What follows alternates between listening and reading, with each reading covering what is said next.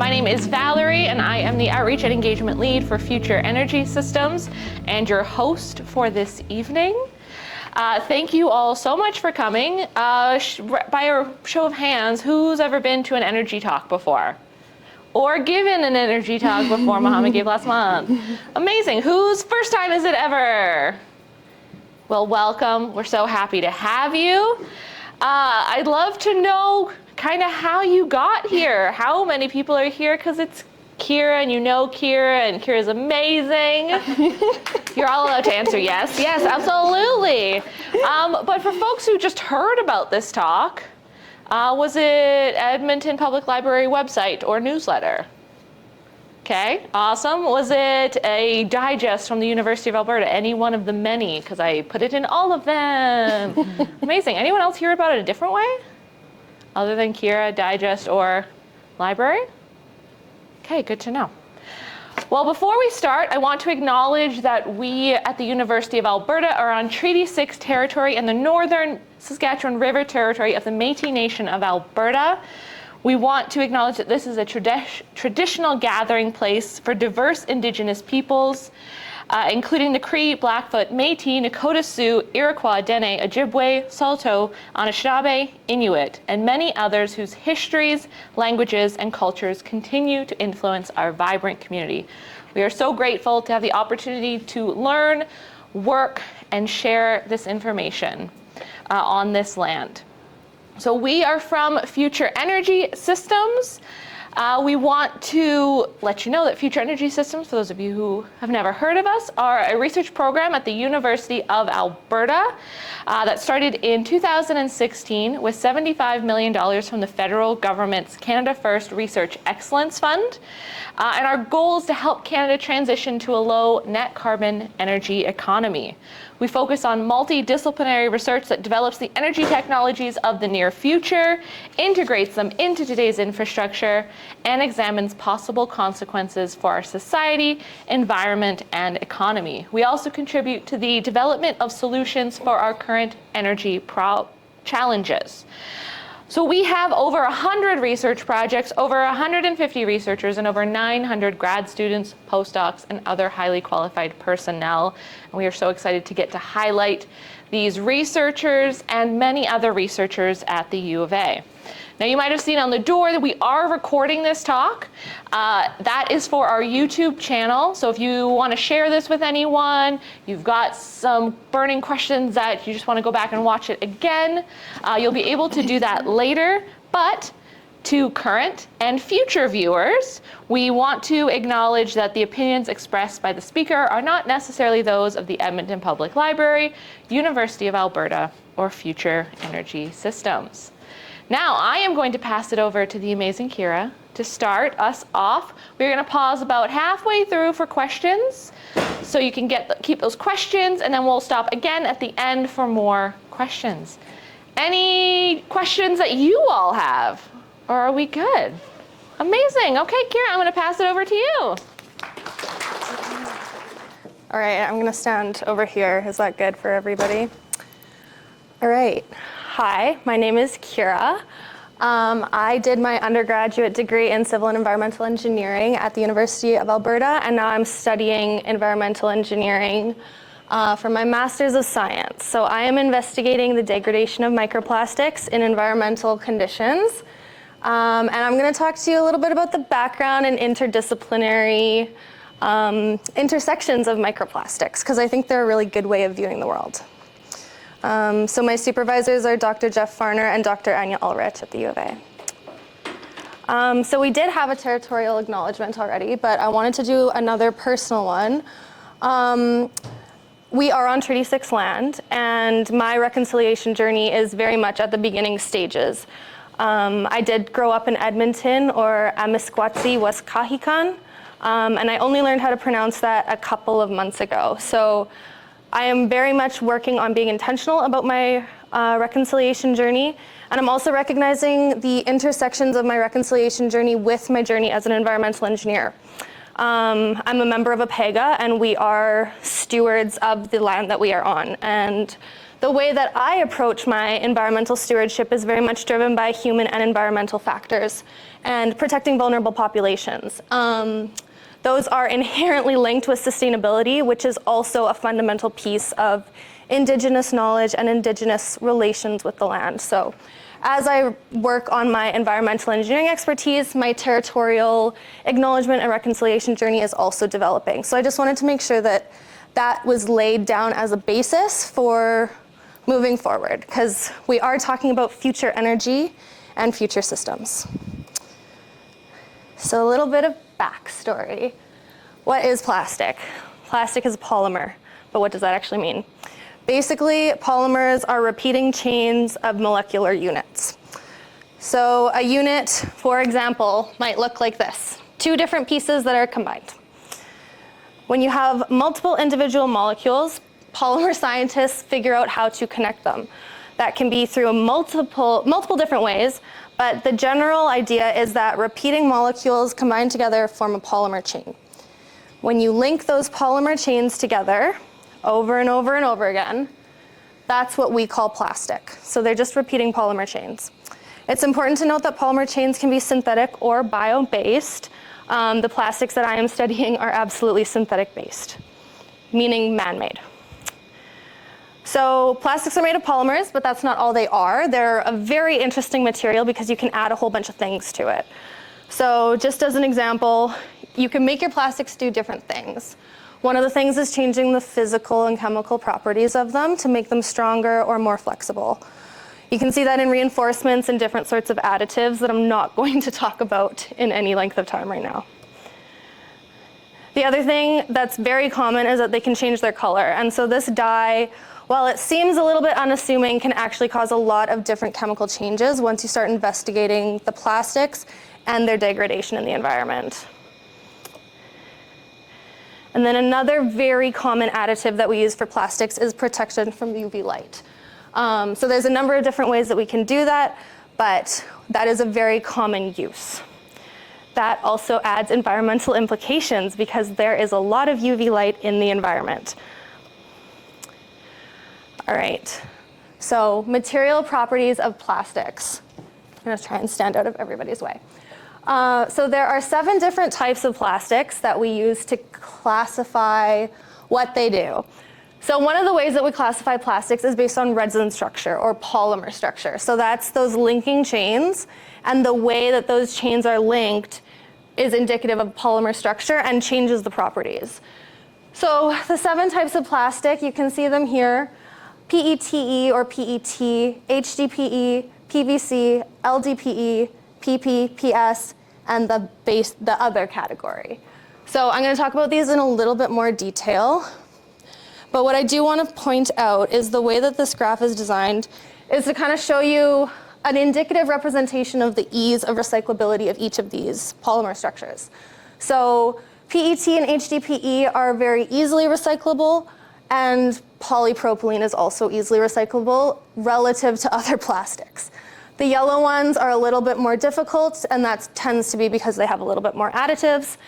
And then the other one in bright red, that is the big no-no. We cannot recycle level 7 plastics. They are also a large majority of our plastics because level 7 is not unique to a specific polymer structure. It is layered approaches. It is moisture resistant and chemical resistant, and a big combination of plastics and their properties. And the design of plastics is such that they don't break down. So when we design them really well, we cannot undesign them.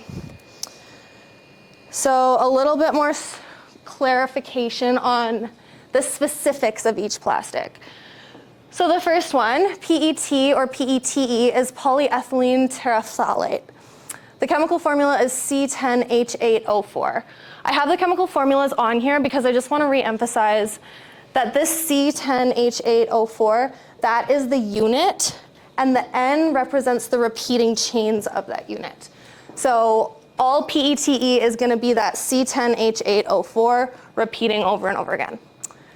So properties of PETE, they're extremely durable, resistant to a lot of impacts, and they're able to withstand varying degrees of wear and tear. Basically, they're a very resilient plastic. They have chemical resistance to lots of compounds, and that's why they're suitable for packaging products like food, beverages, and specifically pharmaceuticals. Pharmaceuticals are a very interesting contaminant, and their relationship to microplastics compounds a lot of water quality issues. We can talk about that more later. The other thing about PET is the thermal resistance. It has an extremely high melting point, meaning that it doesn't melt. This seems counterintuitive to a lot of recyclability things, but because it is such a pure plastic, it does have a higher ease of recyclability. So the next plastics, I'm classifying these ones together because they're both polyethylene. So polyethylene is C2H4 repeating units, and you can have it in high density, low density, and a secret third, linear low density. And basically the differentiation between the polyethylenes is the nature of the chemical branching. So whether that's low density or high density of the branching. And that's where the different material properties come into play with polyethylenes. So high density is high strength, high stiffness, and high resistance. High density polyethylene is very highly used. It's one of the most widely used plastics. We see it in food packaging, fuel tanks, and piping infrastructure. It's very versatile across a range of applications versus some of the other plastics that might be specific to only food packaging or specific only to pharmaceuticals. High density polyethylene is highly applicable. Low density polyethylene is also highly applicable, but it has lower tensile strength, a higher flexibility, and a higher toughness and a lower temperature resistance. So that's why you'll see low density polyethylene in things like plastic grocery bags, the ones that did get phased out recently. They have low cost and they're easy processing. This is also why they get used very frequently in food packaging applications. So the polyethylenes are a very important type of plastic. They're also the plastic that my research is focused on. The next type of plastic is polyvinyl chloride. So PVC, chemical formula, again, that repeating unit is going to be C2H3Cl. So this one does have a component that's not one of the CHO building blocks. That makes it unique in a couple of ways, but its strength, durability, and resistance to environmental degradation are among its highlights. There's two types of PVC, broadly speaking, and you can get unplasticized and plasticized. So essentially, you're having extra flexible plastic structures or not as flexible plastic structures. Unplasticized PVC is really effective in construction uses because it is so durable. Once you add that plasticizer element through chemical processing, it becomes more useful for electrical insulation because it's very flexible and very high heat resistance. Polypropylene is one of the more simple plastic structures that we have. Again, high recyclability, and that is indicative of the simpler polymer structure. The CH3 is a fairly compact unit. There's a lot of manufacturing versatility in polypropylene. You can have it as a homopolymer or a copolymer, basically meaning that does it have homogeneous polymerization or multiple polymers at play. So if everything's the same thing, then it's just a bunch of monomers repeating themselves. And then the copolymer is when you have other additives or other monomers that add flexibility and resistance. So that copolymer is where we start to see plastics seep from one sort of classification of resin type towards that level 7. So all the plastics have the capability of eventually becoming level 7 if they're processed that way. Because level 7 can be a pure polypropylene and a pure LDPE if they're together in the same material. That's where the issues really come from. And then the physical properties of polypropylene, they have a high melting point and they're lightweight, as is typical with lots of plastics. And they are also very resistant to many chemicals, specifically cleaning and chemical products. So you're going to see polypropylene holding your more corrosive or dangerous household items. Then we've got polystyrene. So again, one of those repeating units of carbon and hydrogen, C8H8. Polystyrene has moisture resistance, heat insulation, and durability. It is mostly used in the food service. It's also seen in electronics, construction, and medical equipment. Medical equipment is one of the most important and necessary aspects of plastics, and you see that in polypropylene because of the prevalence in the medical field. And then we've got our mixed resin, our level 7s. So level 7s are really where the crux of the plastic issue lies. They are undefined, they are constantly changing, and they are very, very dangerous with not a whole lot of quantification on those dangers. So we've seen legislation move towards mitigation of level 7 plastics. The European Union banned the use of BPA in baby bottles, and Canada classified BPA as a toxic substance. So there is some efforts towards level 7 plastic mitigation from the supply chain side of things, but there's not a whole lot. Plastic has been well underway after the Industrial Revolution since the mid-1950s, and production has been exponentially increasing. So although level 7 does have some mitigation efforts, the problem is largely out of control.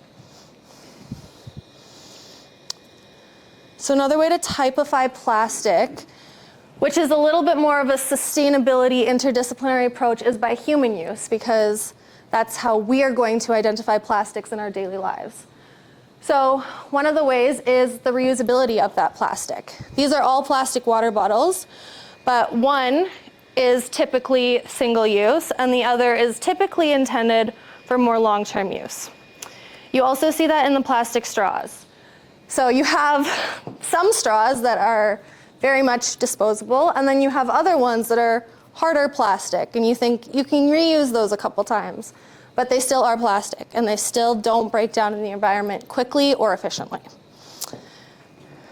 A lot of our legislation comes from the classification of human usage of plastics, and I'll talk more about the limitations of that in a bit.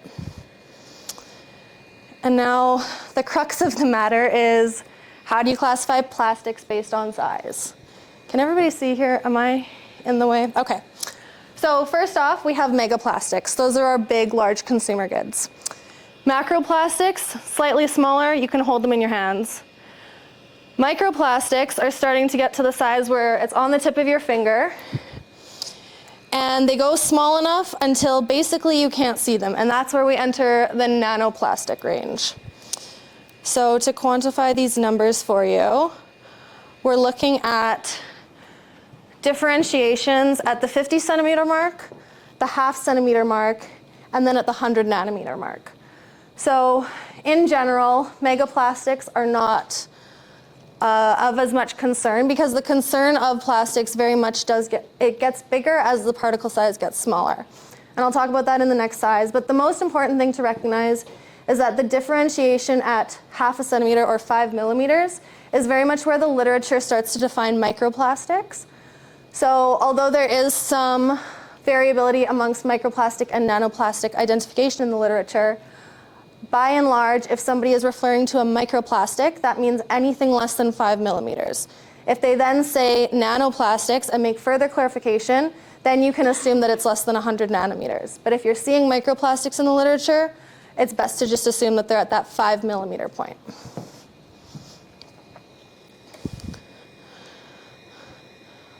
All right, so to give you some context of the size of microplastics and their impact, this is a very good visual for representing microplastic to nanoplastic release. You can see that the total surface area increases exponentially as the particle size decreases. And this is very dangerous because the surface area is where all of the bonding and all of the interactions of microplastics and nanoplastics, that's where their interactions with other water constituents are happening. So the more surface area we have, the more of a widespread, undefinable problem we have. Because all of those surface areas, as they're increasing exponentially, then get exposed to different chemical and environmental processes. And while research is still trying to catch up on what actually happens during those processes, the idea that we're creating more and more particles that we don't understand the behavior of is a little bit nerve-wracking. So to contextualize the size further, I will note that the scale did switch. We're going larger to the right side of the screen now, and before it was the other way around. But over there, we've got our macroplastic sizes, and that's where you're getting the width of a tip of a pencil. You can still see them.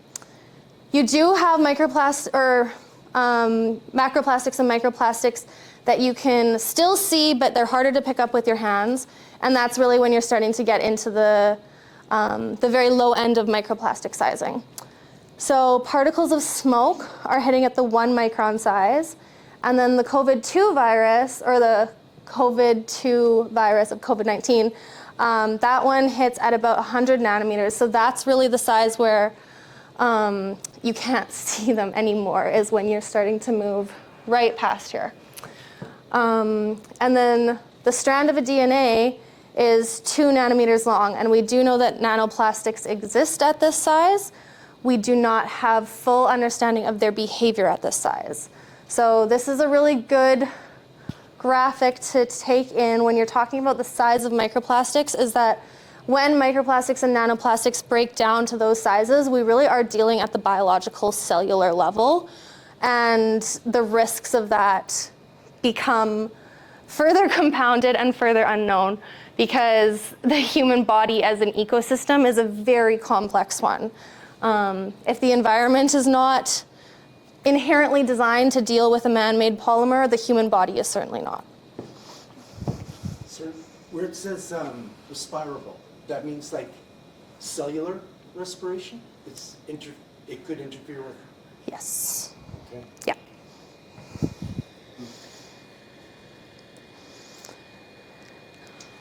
All right, so again, one more contextualization example for the size of microplastics, because these are common water constituents that we see when we're treating water and wastewater.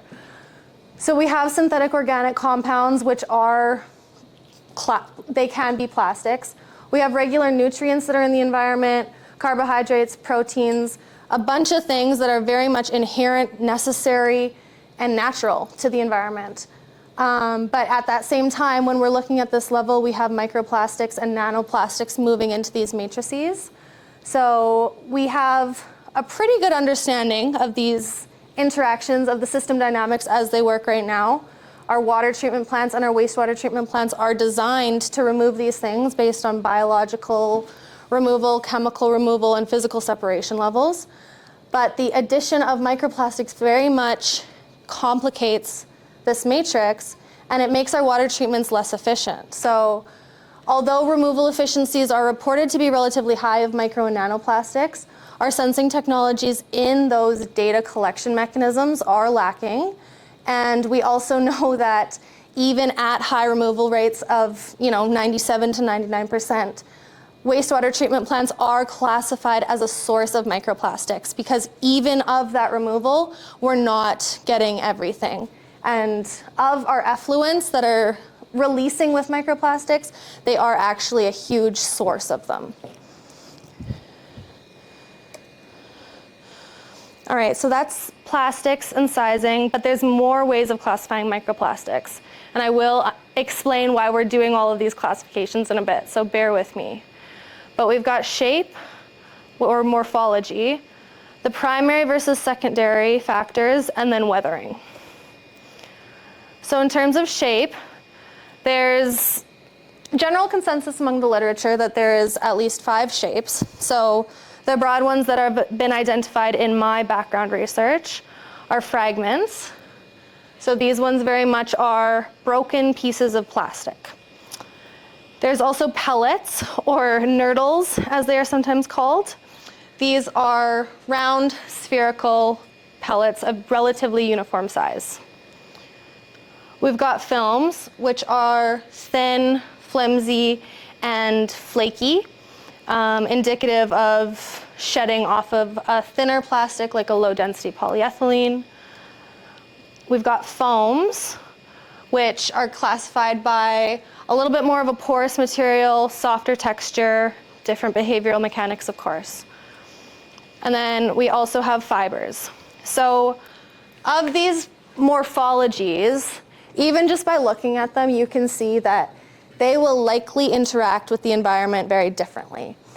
So not only do they enter the environment and have different behavioral mechanisms, but as they are acted on by factors from the environment, they respond differently as well. So even amongst fibers, there are studies that classify the fibrous breakdown or the fibrous mechanics of a water system. Fibers can bundle, or they can tear, or they can shred. And there's different ways that these plastics interact with the environment. So again, there's so much detail to get into on these morphologies, but by and large, remember that they indicate that they've come from a unique source and that they will behave with the environment uniquely as well. Then we have our primary versus secondary. So primary microplastics are manufactured on purpose. So you'll see these things in face washes, scrubs, pharmaceuticals, hygiene products. And by and large, those ones are spherical or nurdles, as they're called.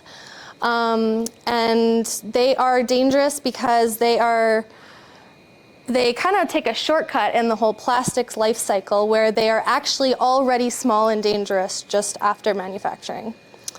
Secondary microplastics, on the other hand, are created from larger pieces breaking down in the environment. They break down in a variety of ways, and we'll get into that in a bit. But the main point of this is that there are microplastics and nanoplastics that are made that size on purpose, and then there are ones that become that size as they interact with the environment. And then we have weathering. So this isn't necessarily the weathering of plastics in the environment, but it is a representation of their physical and chemical changes that they've undergone. So a pristine or a virgin or an original plastic is considered to be in its manufactured form. That is how the company designed it to enter the natural and built environment. Physically and chemically, they are unchanged. Weathered or aged plastics are no longer in their original manufactured form. That can happen from a variety of pathways, but by and large, anything that is not manufactured to be a primary microplastic is therefore a secondary microplastic. They are physically and or chemically changed. Quantifications of that vary based on deposit, spatial variability, and a whole bunch of other factors. And it's important to note that plastics begin aging the moment they enter the environment. Even if they are a big macroplastic, they are still prone to those environmental forces. So every consumer plastic that we've ever released into the environment is a weathered plastic. It is breaking down. So one thing I just want to highlight about this is a question that people often ask about recycling and the idea that plastics will eventually break down into the environment. Yes, they are made of carbon, hydrogen, oxygen, those fundamental building blocks, but they are connected in ways that are not natural. They're connected in man-made ways that exploit physical, chemical changes. And because we manufacture them to be complex and we manufacture them to be long-standing, we also can't undo it that easily. So you see the efficacy of recycling rates. I think current estimates are about less than 10% of all plastic ever produced has actually been successfully recycled. But even within that statistic, there's a lot of other compounding factors that talk about, well, what does the recycling process produce? What kind of plastic are you making from this plastic? What is the usage? What is the leachate factors of those recycling processes? So even when plastics are successfully transformed back into life cycle, it's not necessarily indicative of a sustainable plastic economy. So is there some way that we can reduce a plastic back to anything? Like, can we ever get rid of it?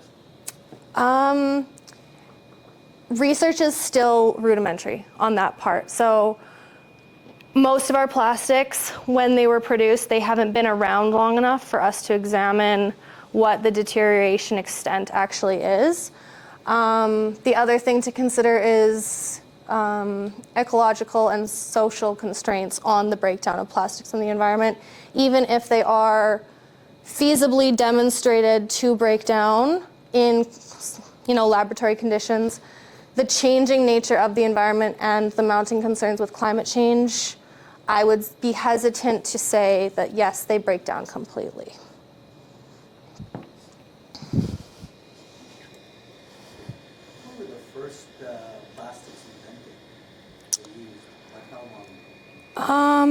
I don't know when the first plastic was invented. I do know that mass production began around the 1950s. Do you know what they anticipated? Like, did they think this would be an issue? And what?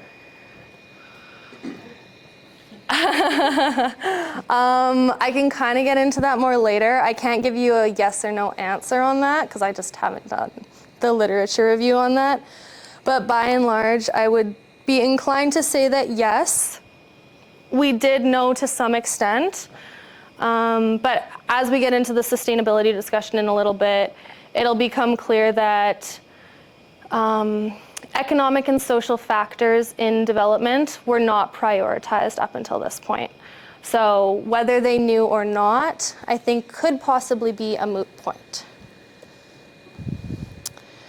So after all of that classification, I've got a bit of a summary here. So we have all of those polymer types, including ones that I didn't delve into. We have all of the additives that are known to be consistently used in plastics processing. We also have the product types because there are primary pellets or primary microplastics, but they can be further classified into pre-production pellets, personal care pellets, and industrial abrasives because each of those primary pellets is designed for a specific use in a specific industry. The secondary plastics, same thing. Agricultural materials, beverage bottles, carry bags, etc., etc., etc. There is a lot of secondary product types. That is very important when we move into the sustainability discussion. The size, generally speaking, that's not as big of a constraint when we're investigating behaviors in the environment. Morphology does play a larger role. Color can also play a role because those additives are very specific. And then there's ecotoxins, which I'm not really going to get into now, but it is important to note that ecotoxins are available in our natural waters. They are increasing in frequency, and there's also spatial distribution that's indicative of human development. So all of these factors need to be taken into account when we are assessing the matrix of the behavior and response of microplastics in the environment. So this is actually a really good paper that came out in 2019. And the title of the paper is simply the title of the slide, Classifying Microplastics as a Diverse Contaminant Suite. And essentially what the paper does is it gives the justification for classifying microplastics similar to the way we classify agricultural products like pesticides and fertilizers. It is a chemically based product that is led by economic development, and the science is playing catch up on it. So similar to the response that environmental scientists have had to have in response to pesticides and fertilizers, we're seeing that now with microplastics, that it very much is based on response, it is based on detection, and it's based on investigation after the fact. So classifying microplastics, in my opinion, this is a really phenomenal way to do it. They are a diverse contaminant suite. They do not behave the same way across the board. They do not behave the same way amongst specific characteristics because there is such a moving, complex matrix that everything plays a role in their behavior in the environment. All right, so I'm going to stop there for questions on microplastics before we move into the sustainability portion of this. All right, I feel like we have learned a lot so far and already had some really good questions, but are there any additional questions that people want to dive into now? So my question is, at the beginning when you categorized plastics into, I guess, polypropylene and all the other types. When we recycle those types of plastics, do we have to use each? So, for example, if we recycle polypropylene, does it get recycled down into the unit of polypropylene, or can it be turned into another type of plastic after it's recycled? Generally speaking, they are reused as the same type of plastic. So it's broken down into the same, the building block of that type of plastic? Yes. Okay, thank you. Or into maybe not the building block itself, but into smaller versions of that replicated unit. Okay. So my question is more so with the DNA. So it's okay if you don't know, because you're in engineering. Has there been any work, or has anyone really looked at the effects on animals or sea animals specifically, since they're the ones, like there's probably a different type of breakdown if the plastic's in water and goes down to the bottom or something. Hopefully not the bottom with the animals, but has there been anything that you found, or has anyone talked about? My research doesn't necessarily look at the nanoscale, so I don't have a ton of information on that. I do know that there have been a number of studies on plastic particles entering at the bottom of the food chain. I don't know their implications on DNA as of this moment. Cool. And then just the second part to add on to his question, or their question. So how I kind of understood that diagram you had where it started from 1 and went to 7, could something that started at 1 get recycled and be used for something at the level 7, or is it just always going to be at 1? Or Yeah, so the level 7 definitely is the exception to the rule. Level 7 is defined by its unknowability. So recycled plastics that get recycled within one category and then are transformed through another process, I don't see why they wouldn't be included in those level 7 plastics. My question kind of piggybacks off of theirs. Just kind of about, what have you read about how microplastics just enter the body in general? Like, is it more from drinking water, or is it from like the food chain, like animals eating microplastics and stuff like that? And then with that, the second part to that question would be like, in cities, towns, or countries that don't have drinkable tap water, would that maybe imply that they're getting more microplastics because they don't have that same filtration, the water filtration? Okay, I've got my answer to your second question. What was the first one again? Sorry. It was just more so like, have you read any studies on like how, like the different methods that microplastics might enter the human body, if it's directly from drinking water or respirables? or like the soap? Yeah, like is there data on that as of right now? As for actual numbers on the data, I don't have that off the top. Water is definitely the main way that microplastics are transported. Given the efficacy numbers of water treatment plants and wastewater treatment plants, it would not be unlikely that the most microplastics or nanoplastics that we're getting is through water. It is part of the hydrologic cycle, and I can talk about that more later. So I don't know if I could quantify ingestion versus inhalation, but there are definitely multiple routes of entry. As for the second question, people drinking water that is not necessarily treated.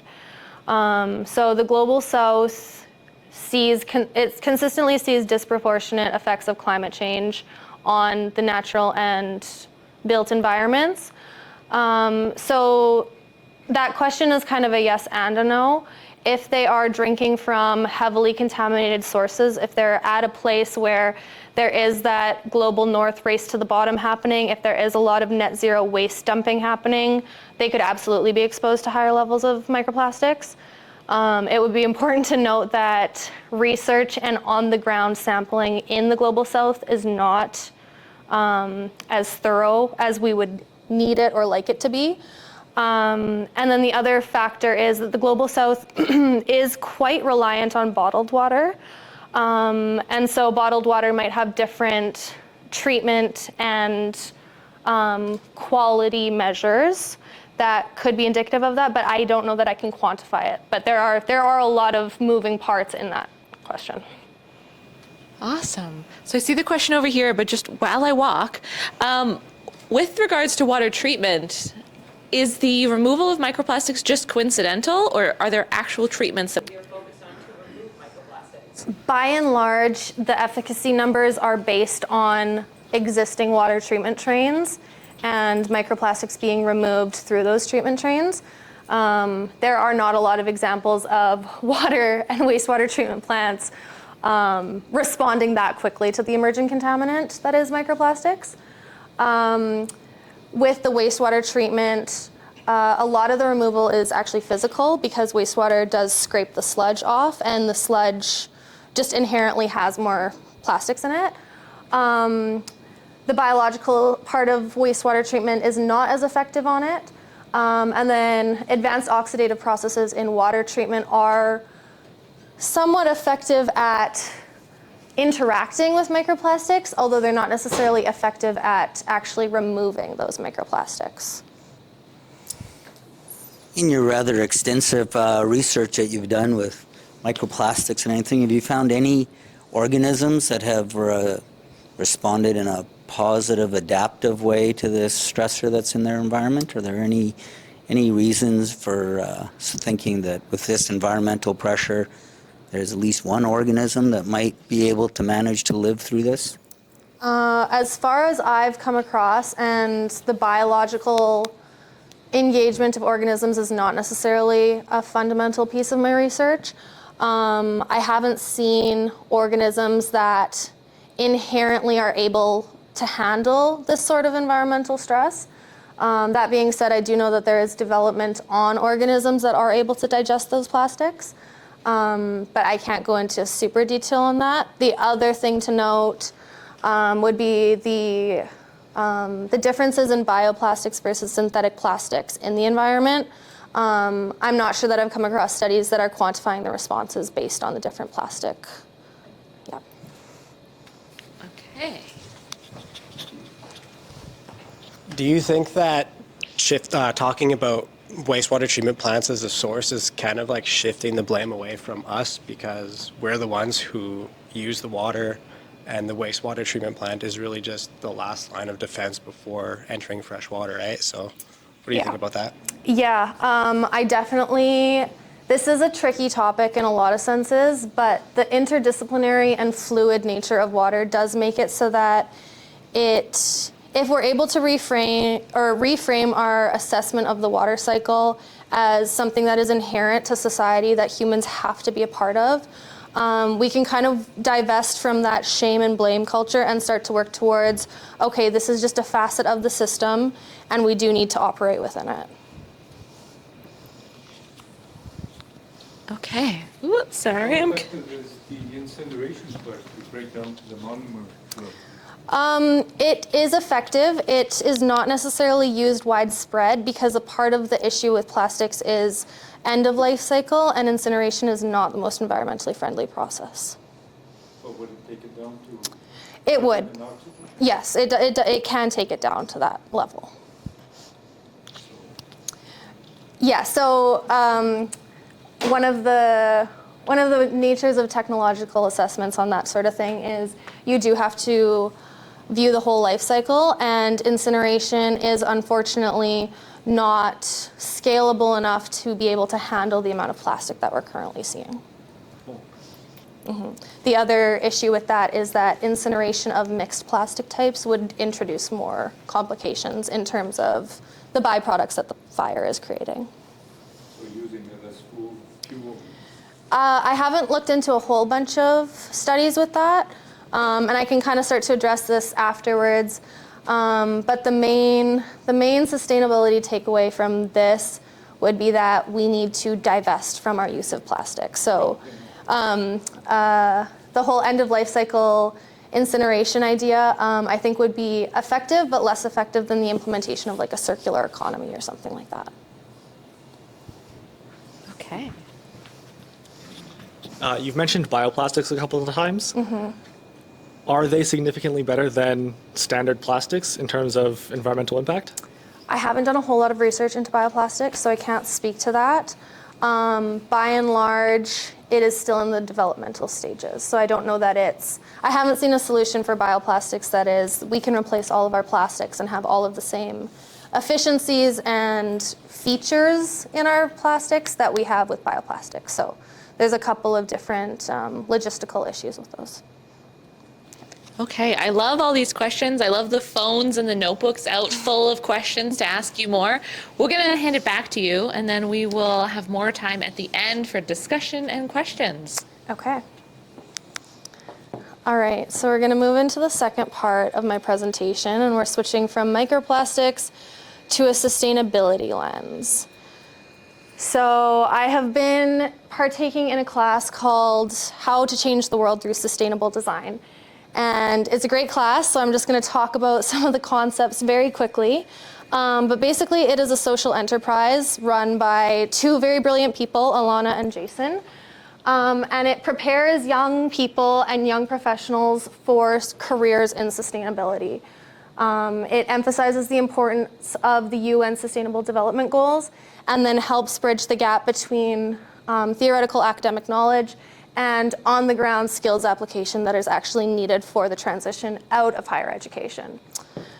So it was an interactive course. We are almost done with it, but by and large, it walks you through each component of sustainable design, from preparing and scoping to team dynamics, exploring a problem, designing a solution, showcasing that solution, and everything is iterative in this course. So the following system dynamics assessments is going to be largely based on what I learned so far in this course. So from a sustainability lens, let's talk about microplastics in the environment. So sustainability is actually a relatively new concept. This diagram specifically was only developed in 1987. And as far as development goals versus actual development goes, there is an inequity that we are trying to bridge the gap for. But sustainability as a concept is the balance of the social, economic, and environmental pillars. True sustainable development ideally falls within those three. All three of those pillars need to be in tandem, otherwise you're not going to have a sustainable solution. So that was the Brundtland report in '87. And that has been since called weak sustainability. So this way of mapping those three pillars, studies have shown is not the most effective way of communicating the goals of sustainable development. So strong sustainability has been defined in 2002, and it goes based off of a concentric circle approach. So rather than having each of the pillars working in tandem, the strong sustainability approach really emphasizes that there are natural environmental boundaries on everything that we do. And our social boundaries must fall within those environmental boundaries, as must our economic boundaries. We've seen trends of economic crisis. We've seen terms like growth mania, where the economy is prioritized above all else. And facets of following sustainability approaches in this weak design demonstrate why we've seen those imbalances. So the shift to a strong sustainability perspective with the concentric approach, with the reframing within planetary boundaries, is very much the way the literature is pointing us to be analyzing things. So from that concentric circle approach, and I apologize because this is not as clear as it should have been, we have the planetary boundaries visualization. So these planetary boundaries, I'm not even going to be able to read them off of the screen, but essentially what they are is climate change, novelties, stratospheric ozone depletion, atmospheric aerosol loading, ocean acidification, biogeographical flows, freshwater use, land system change. So the gist of the planetary boundaries is to emphasize that this is all we have. All of our social systems and all of our economic systems are ultimately at the limiting condition that the planet puts on us. Unregulated economic growth has shown that we are crossing our boundaries on multiple levels. So from 2009 to 2023, we see that we are exceeding planetary boundaries across multiple levels. And this is demonstrated all over the literature, whether you're focusing on global north, global south, emerging contaminants, et cetera, we can get into it more. But what I would like to point out is that microplastics would technically fall within this novel entities component. And so when we're assessing the sustainability of microplastics, it's important to note the time scale. We are talking about very, very short periods of time, and we are talking about very, very large planetary boundary limitation crossing. So as we're starting to talk about this, it's important to note that within the sustainability framework, even though we are governed by the concentric circles, the fact that we are imbalanced in our sustainability ecosystems, so to speak, that imbalance is inherently going to make it feel like the adjust towards balance is imbalanced. But that is because of our starting point. So it's important to note that as we're trying to tackle some of these really large planetary boundary crossings, it's going to look less than perfectly, equitably sustainable across those three pillars because we are trying to refine that balance. So we're clearing the presentation a bit. So these are the 17 UN Sustainable Development Goals. These are the goals that were developed by the UN for countries to govern their sustainable development. The goals are interrelated and they are comprehensive of what sustainable development actually requires. So very briefly, I'll just go over what the goals are because they're just more so guidelines for how we should be governing ourselves moving forward. So first one is no poverty. The second one is no hunger. The third is good health and well-being. The fourth is quality education. Fifth is gender equality. The sixth is clean water access. So that is one that I am very passionate about.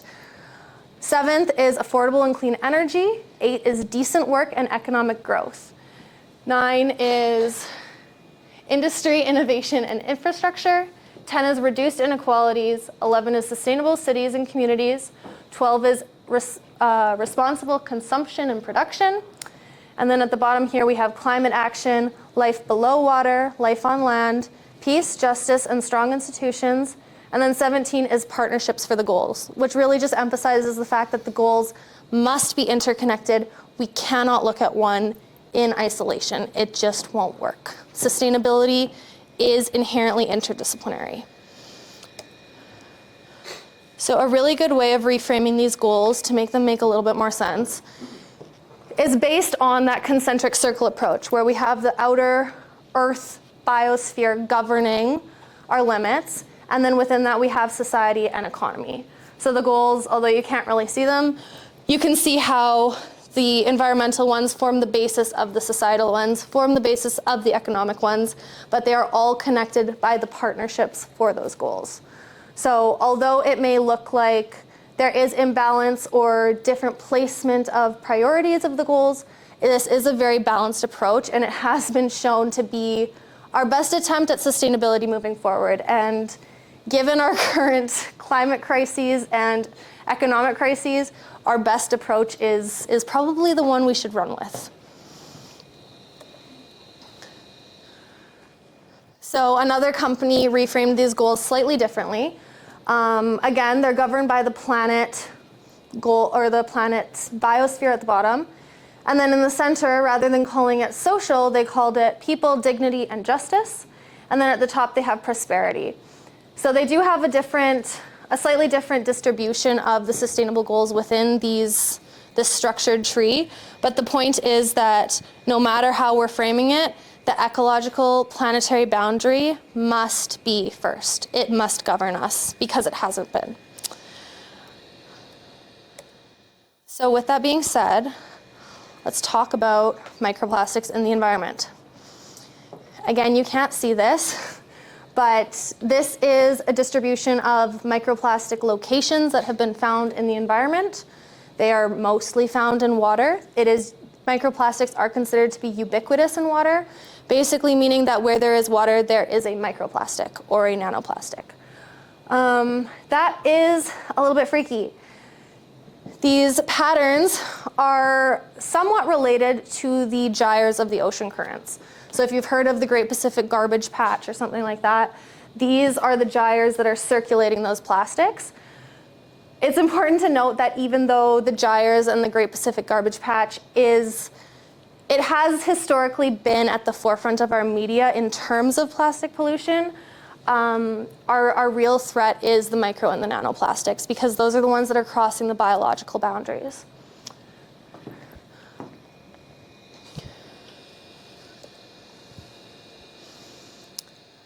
All right, so back to the basics, hydrologic movement.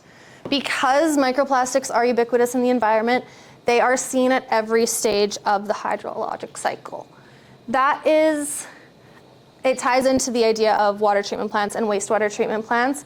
Yes, they are considered sources, but they are also considered sinks for microplastics. And that is the nature of cyclical design and systems analysis, is that nothing is ever just one or another. It is a dynamic system with give and take. And microplastics are, unfortunately, or by no means of anybody's personal fault, they are now part of our water system. So we see them in erosion and runoff, we see them in wind dispersion, we see them all over the place, and they behave differently. In terms of contextualizing how they behave in each of these different environments, the literature is working on it, but it is spotty because there is one, very big differences in different portions of our hydrologic cycle, and two, the vast array of microplastics just makes it, quite frankly, the research can't keep up with the current state of knowledge at this point.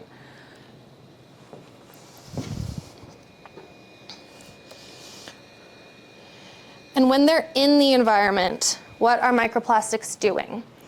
So very briefly, they do everything. We have seen them attach to things. We have seen them make things attached to them. We have seen them be ingested into things. We have seen things been lodged inside them. They very much are a facet of our water systems now. So studies looking at how specific interactions actually play out amongst different stakeholders, like freshwater species or bottom of the food chain species, or incorporation into sand and plants and ocean soil like that. But the gist of it is that the microplastics are there and they are interacting, and science is doing its best to quantify what that looks like, but we don't know everything.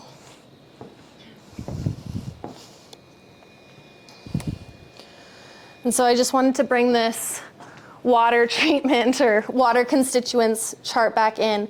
When we're talking about those micropollutants that are interacting with the microplastics, all of those micropollutants or water constituents that we saw from before, those are considered in this matrix. So it really just does emphasize that there are different types of water depending on which part of the hydrologic cycle you're looking at. And of that water, we know there will be plastics in it, but we don't know what else that water looks like. So the different matrices is really a huge limitation in our ability to define plastics and to work on plastic policy in terms of mitigation, just because the development is so much farther ahead than our knowledge of what that development implies.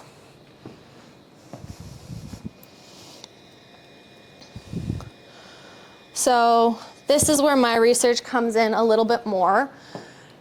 This is a visual that I think does a really good job of demonstrating the cyclical degradation that microplastics encounter in the environment. So of environmental deposit of microplastics, we see that less than 8% goes into sediment, approximately 21 to 80% goes into land. You can see by the statistic how much room there is to grow with our research. And then with water, we see that it hits at about 40%. It should be worth noting that even in sediment and even in land, there is still water. There is still ways for the microplastics to enter the water system, even if they're deposited on land. So then we get into what actually happens once they're in the water. So seawater, wastewater, drinking water, and surface water are the 4 broad ways that we're classifying the water. The 2 that deal with treatment are going to be the wastewater and the drinking water, because the idea that our treatment plants are actually engaging with the microplastics, affecting them, but also being affected by them. Seawater and surface water are the 2 main methods of water distribution in the world. Seawater is obviously ocean, and surface water is generally terrestrial. So the main difference there is the saline concentration. Lots of the microplastics are historically reported to be in the ocean. There's not as much quantification on terrestrial waters at this point, but it is not unreasonable to assume that at some point those levels are going to find some sort of equilibrium, or at the very least integrate more, and we can just assume that there is a different, each microplastic in our water has undergone some sort of processing in this way. So the issue here is that essentially once water enters the cycle, it just keeps going around and around. You know, it exits wastewater into terrestrial surface waters or ocean waters, and eventually it is pulled back up into precipitation, it is pulled back up through drinking water. Water is recycled on this planet. Therefore, the microplastics in that water is also being recycled. So the 3 main breakdowns that happen in the environment are based on sunlight, physical degradation, and biological contaminants.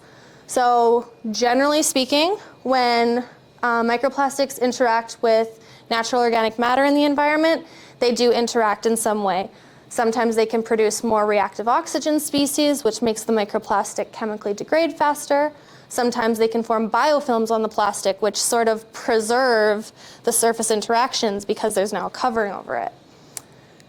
The physical weathering of microplastics in the environment is very much just mechanical. You see that in waves, you see that in oceans, you see that in, microplastics on the bottom of a riverbed. They are going to get beat up in the environment. So as we're talking about that breakdown from micro to nano, physical events can do, they can compound the mechanisms of our degradation, even if they're not specifically contributing to the chemical degradation itself. And then the chemical degradation is really where we see a lot of the problems start to come in. And that chemical degradation, by and large, happens through sunlight in the environment. UV light is extremely powerful. It is known to kill pathogens in water treatment, and it also imparts that energy onto microplastics. Yeah. Yes.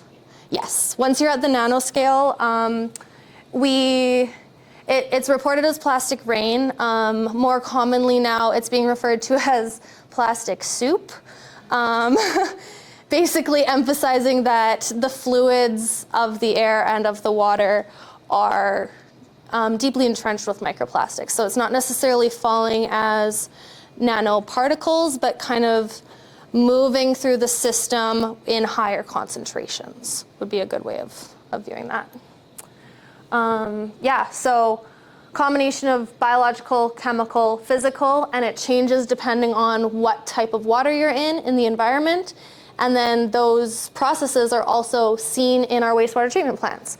Screening is a physical degradation method. It removes it, but it also breaks them up. Biological treatment of wastewater. We put our water in with microbes, we put it in with bacteria, and essentially we get the bacteria to eat the organic matter in our water. Plastic is going to be in that, and it's going to interact differently. There's different interactions on that I'm not going to get into right now, but water treatment plants as a source and a sink is a really good point, because we need to figure out how to work with plastics in our cycles. So in my mind, some of the key knowledge gaps of microplastics in the environment is simply just comprehensive details of expanding our water matrices, of the expanding water matrices that we're seeing. We have multiple emerging contaminants. We have pharmaceuticals, we have persistent organic pollutants such as microplastics, and honestly, we probably have other things that we just haven't caught yet. So with these changing matrices, it is really important to understand the mechanisms of that, because if we are focused on solutions that are downstream, we're going to need to understand those mechanics. Then the other one that's pressing in my mind is the long-term health effects on humans and the environment. Like I said, plastic didn't come into mass production until not that long ago, the 1950s, and we don't have many chronic health studies on their effects. We're only just starting to find them in the bloodstream, find them in placenta, find them in human membranes and fluids. So we don't have any long-term data on that. We don't have any of the chronic effects. We also don't have good quantification of the chemical, physical, and biological weathering events of those plastics that we're identifying in all of these different parts of our environments. So based on those two, the system dynamics of microplastics in the environment has some very, very broad gaps. This is really important in the sustainability context because we are under a time crunch, and both of these things require a lot of time to start figuring out. And it is, in my opinion, and the opinion of lots of literature, that we don't have time to figure everything else out. So, quick piece is my research is investigating the interaction of plastics in environmentally relevant terrestrial waters.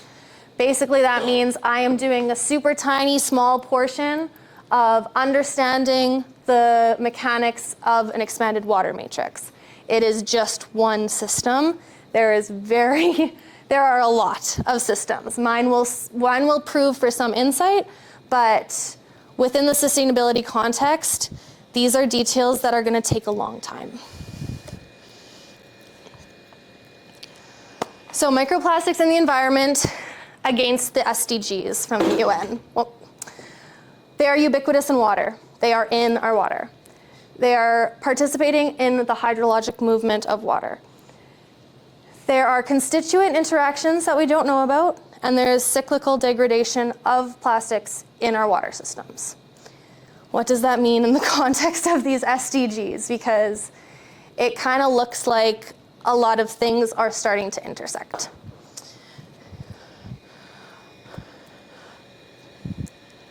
So based on my understanding of microplastics in the environment, the system dynamics, and the intersection of the UN Sustainable Development Goals in tandem with each other, these are the 7 SDGs that I've highlighted that intersect with microplastics. So we'll go into reframing these a little bit better, but it is worth noting that there is a lot that has to do with the ecological boundary. So we've got 3, 6, 11, 12, 13, 14, and 15. Let's reframe them. So that bottom level is our ecologic boundaries. We've got climate change, life on land, life on water, and I've included clean water down there at the bottom because, in my opinion, water is very much the fluid life force of our ecologic systems. We have, in our social pillar in that middle section, we have good health and well-being and sustainable cities. And then up top, we have responsible consumption and production. So that's how they pair up with the donut model of the SDGs. You can very much see how the ecologic boundary and the environmental boundary is the governing boundary. But as we're going to investigate these SDGs, you're going to see how just because that's where the problem is most noticeable and most constrained, that doesn't necessarily mean that's where our action needs to be. And that is indicative of grappling global SDGs within local contexts. So SDG 6. The goal of SDG 6 is clean water and sanitation. We need fresh water quality and quantity to be equitably improved for social and environmental health reasons.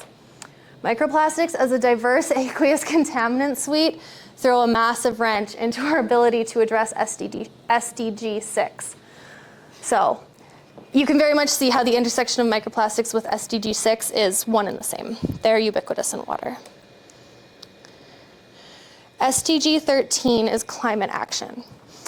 So almost all plastic is made from fossil fuels, oil and shale gas. The majority of plastic is made from non-renewable and non-sustainable processes.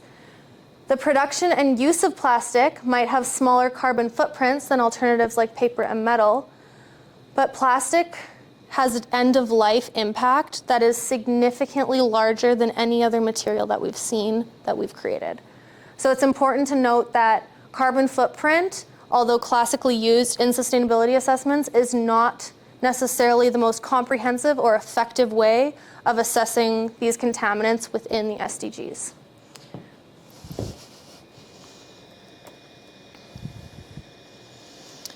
SDG 14 and 15 I've put together because they both deal with life. Life on land and life on water, to me, are one and the same because our ecosystems are interchangeable. They are the same thing. And humans are also within those ecosystems, whether or not we remember that all the time. So SDG 14 and 15 focused on life in the environment.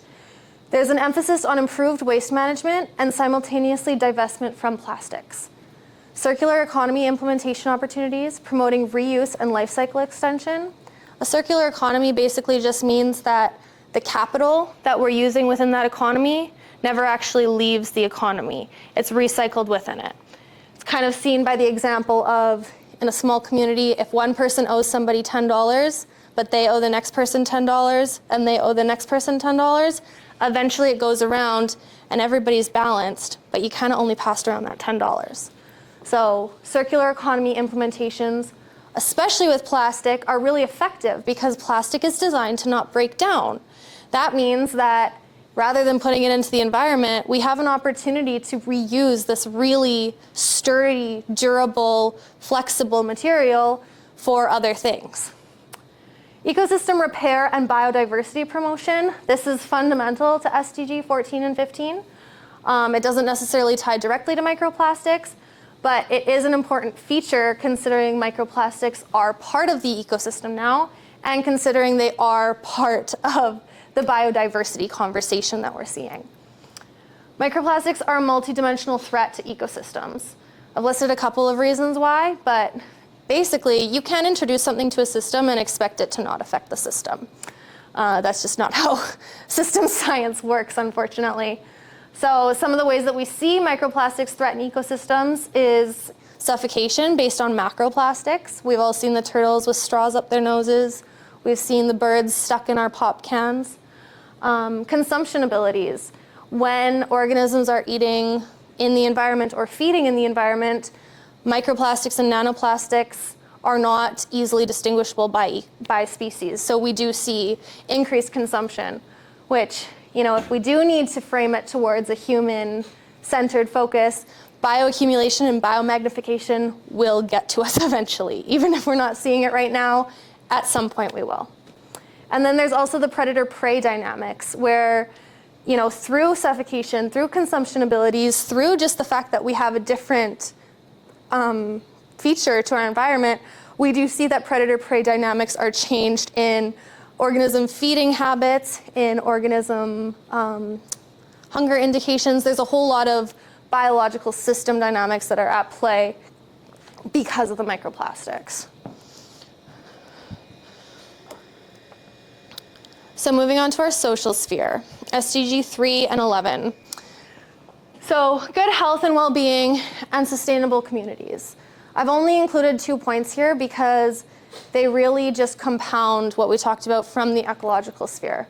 We need waste management improvement for sustainable cities and for our good health, because if we don't have these waste management practices, microplastics and nanoplastics are going to keep entering the environment until it's no longer sustainable. And then again, circular economy implementations are really a good way of grappling with these global goals on a local context, because while globalization has been really good for a lot of things like the circulation of ideas, the idea of shipping things all over the place is really not a sustainable model for environmental protection. The circular economy really focuses on the idea of working within our spheres and creating local sustainability on a collective level. That's where the large change happens. Bottom-up development has shown time and time again to be more effective than top-down development. This is mostly seen in the Global South, but the principles apply. SDG 12, this one focuses on responsible consumption.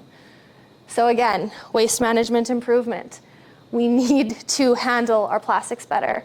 Again, we need circular economy. But mostly, we need a reduction in plastics. The stimulation and improved effectiveness of recycling have proven to be insufficient. The amount of plastic production is continuing to increase, and we have seen on a global scale that there are economic collapses happening, and that is a direct result of overexploitation of the sustainable pillars of environment and social, and their collapse inherently cycles back to the economy. So ultimately, although it is not where we're seeing the most issue with plastics, we're seeing them at the ecologic level, we're seeing them at the marginalized community level, but we're not seeing them in terms of SDG 12 as much, but that's where the action needs to be. So it really is this disconnect of reframing where we're seeing the problems and where our action needs to go. With that being said, I want to talk about personal sustainability within that framework again. The pillars of sustainability remain the same: environmental, social, economic. The intersections of them, you can see socioeconomic or socio-environmental intersections include environmental justice, natural resources, and stewardship. Those very much align with my professional goals and my reconciliation journey. The socioeconomic intersection talks about business ethics, fair trade, human rights, and labor rights. And then the economic and environmental intersection talks about energy efficiency. This is where things like the green economy come in. This is where things like the ecological economy come in. And this is really just a way of reframing our sustainability approaches and our social structures within a framework that recognizes we have finite resources, even within our human energy, even within our human communication. So within the intersection of the sustainability framework, we've got institutional, cultural, and values in, again, that concentric circle approach. The institutional level has a lot of power because institutions can permit or deny things. But that institutional change is very much pressured by cultural movements, cultural collective movements. We're seeing that across spheres. We're seeing that in the globalized communication networks. We're seeing that in youth movements. Cultural pillars are very much able to influence our institutional constraints. And then inside that, fundamental to everything, is our values. And those are our personal values and how we view the intersection of environmental, economy, and social pillars. Those values are not necessarily something you need to talk about. They're not necessarily something that you need to have figured out right away. But they are a very good place at identifying what the sustainability framework means to you. Because once you've identified that, you can start to work on action plans. And you can start to work on how you want to govern yourself within these constraints. Because top-down development has proven to not work, and bottom-up development doesn't necessarily need to begin in a community. It can begin in a person with strong convictions who is governed by, truth, justice, and sustainable development. So I think it's really important to recognize that sustainability should start with yourself. And then just to give you guys a takeaway from all of this doomsday plastics, climate change heaviness, I'd like to reframe our recycling framework, because we have talked about reduce, reuse, recycle, and I've heard that a lot. But when I was growing up, the emphasis on the order was not necessarily spelled out to me clearly. And within the sustainability framework, reduce, reuse, recycle can be expanded into reduce, refuse, reuse, rethink, recycle, and repair. And having 6 R's instead of 3 very much shows you how we don't actually need to focus on recycling as of right now. Recycling hasn't been effective. We're not going to be able to make large-scale change instantly. I'm not going to be able to go home and feel better about my plastics engagement by sending more things to the recycler. I'm not going to be able to fix that right now. What I can fix is reduction. I can stop buying certain things. I can refuse when we see the inconsistencies, such as plastic-wrapped fruit, something that has already been biologically designed to protect the nutritional content. You can refuse to buy that. You can divest from those capitalist gains. Reusing and rethinking go hand in hand. Reuse everything we can. Take pride in how long things last for you. And rethink what you need to get, what you have, and how you're using it. And then repair. That goes hand in hand with reuse, because if we're repairing things, we can reuse them better. And then, finally, we hit recycling. If we have hit reduce, refuse, rethink, reuse, and repair, then we can move to recycling. But I think it's really important to shift that perspective away from recycling and towards personal actions that you can take on a daily level or on a daily basis.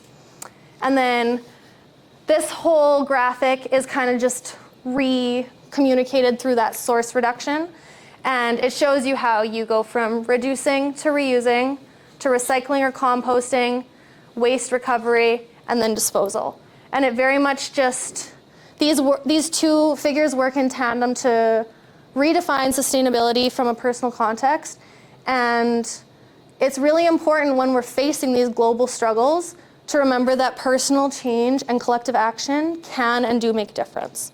So if we're going to talk about value-driven action on plastics in regards to personal sustainability, reframing the R's in your head, in my opinion, would be a very good place to start.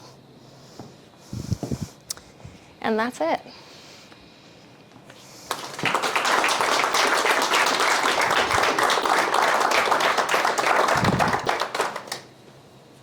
Well, thank you so much, Kiera. We have learned so much today. I'm assuming people have more questions. What do you want to know? Okay, I'm coming. You guys are making me exercise today. Hello. Do you need to press the button? Hey, I first of all, I wanted to say wonderful presentation, and I wanted to thank you for the work you're doing on the ecological systems. It's a meaningful contribution. Thank you. So, on a lighter note, I was just curious because you showed us from the perspective of the UN and the principles they are trying to imbibe for the future generations.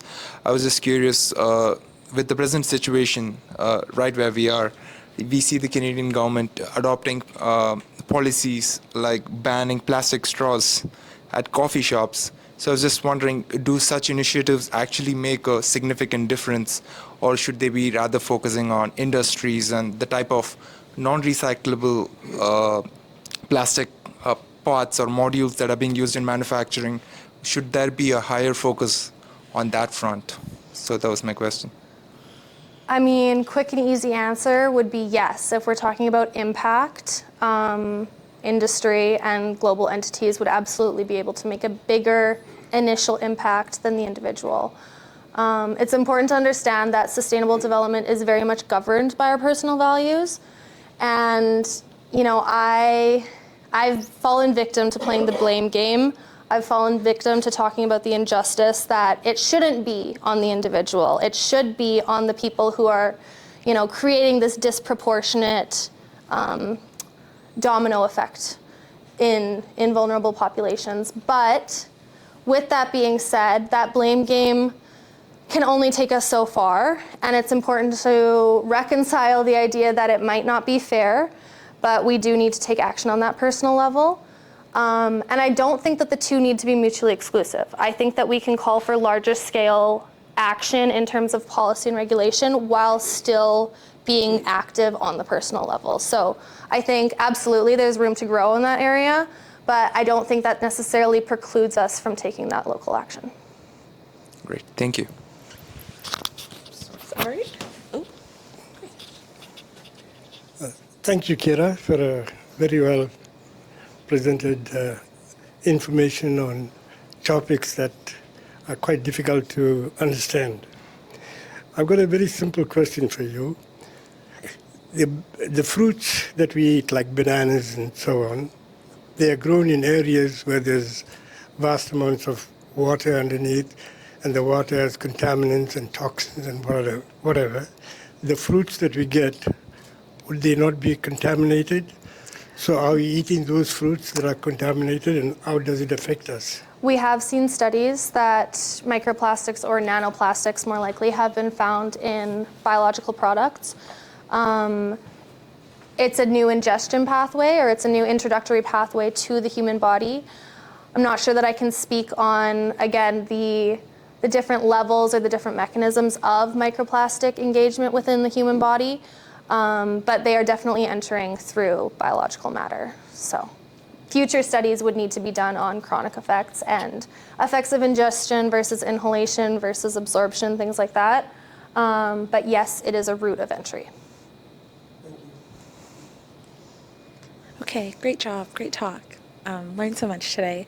I've got 3 questions, but they're cool, they're fine. They're cool. So the first one, they're not like, so the first one was just because I don't know what this could mean. I'm not good with geography, I guess. What does environmentally relevant terrestrial waters mean? So what does that look like? That's the first question. The answer is it looks like a whole bunch of different things. Terrestrial waters are not impervious to the changes that we see based on water's interaction with our built environments. My definition of terrestrial waters in terms of my research is very much surface waters and river waters in North American context. Okay. And are you going to be looking at this, or are you doing a literature review, or is it going to be both? I am investigating the degradation mechanics personally. Okay, cool. Yeah. And then number 2, and the second and third question kind of go together, but also break them up. And this is for anyone, I guess, that's also involved in the future energy systems. What kinds of collaborators are involved, or what kinds of people are in this future energy systems program or group? So just because I was like, is everyone in this an engineer, or are they all associated with engineering, or do you have people from like LS or biological sciences, or? I'll let Valerie answer that, but it is diverse. I'm actually not funded by Future Energy Systems. I am just a very enthusiastic volunteer that Valerie let into the club. And we love you. It's great. So Future Energy Systems has researchers from, I believe, 10 different faculties on campus. So engineering, science, agriculture, life and environmental science, political science, arts, and a bunch of other faculties. So we range everything from the economic side to the political science. We just had a talk today on how does your political values and your identity influence your opinions, all the way up to the extremely technical side of how do we better design these systems. So super broad, and our goal is to be as interdisciplinary as possible. And we love inviting people in who are just super eager. So anyone who's super eager and wants to join, come hang out with me. Okay, perfect. Thank you. That's very well said. And then the last question, and this is for you, I guess, with your individual master's project, and then also with the future energy systems. Sorry, I don't know if the mic's okay. So with regards to Indigenous peoples, just because of the territorial acknowledgement, what are ways that you and our future energy systems have practiced or enforced Indigenous collaboration, inclusion, knowledge, and or ensured that there is Indigenous data sovereignty in your research and what your group does? I went to a very interesting lecture on decolonizing research a little while ago. And I think it's possibly unfortunate to say, but in terms of my personal decolonization of my work, I have done very little at this point. I could point a whole bunch of fingers where that's going, but I do know that there are a couple of key intersections between honoring Indigenous perspectives and my work in environmental engineering, specifically the intersection of water with Indigenous culture and just water as a main facet of environmental engineering. my work is starting to turn towards policy changes in terms of Indigenous perspective inclusion. But off the top of my head, currently what I'm thinking in terms of my personal efforts would be focusing on water quality and water poverty in Indigenous communities, because we are seeing a lot of inequities within our Canadian and North American systems in terms of water access and water quality. And then the other one would be the incorporation of sustainability concepts and terms within an Indigenous framework, knowing that they are inherently sustainable, inherently the original stewards of the land, focusing sustainability discussions around prioritizing Indigenous voices would be a good place that I would be liking to start soon. Amazing, an amazing answer. I will just say for Future Energy Systems, we have so many different projects in our program. Many of the connections to communities comes from individuals, professors working with different communities, doing research in collaboration with different communities. And from a more organizational standpoint, it's a lot about getting that information out there into different communities. So we do a lot of community engagement and that kind of programming. But there's always space to grow and expand, and it's absolutely a space that needs more time and effort from every different facet of research and education. More questions? Yeah, absolutely. Kind of a comment and question. So with like Indigenous data, there's obviously, or there probably is Indigenous data on climate change and water and how microplastics are affecting it. Have you guys looked at that at all, or? I haven't personally looked at the intersection of microplastics in Indigenous populations. I would expect that they're prevalent and persistent the way that they are in non-Indigenous water sources. I would also expect that the intersection is likely less managed given the water poverty and inequity we see across Canada. Drinking water treatment plants and water treatment plants in Indigenous communities are traditionally less effective and less state-of-the-art than the treatments that we see in urban cities. But yeah, more work to be done for sure. Okay. I mean, I think there's websites with like Indigenous, like their actual data themselves that have put that out there. Yeah. So you could look there where they already have the survey information, or you could ask. I think that would help. Yeah. Thanks. Thank you so much. Okay. Looking into the future, where do you see the government acting specifically for microplastic regulation? Can you comment on that? I don't know that I could specifically speak to where I see the government acting. I would hope that actions are reflective of localized action plans that represent the individual values that we hold in society. But I think saying what I think would happen would probably be a disservice to our activist and policy efforts in the future, because I think that there's a lot of room for influence and improvement in those areas.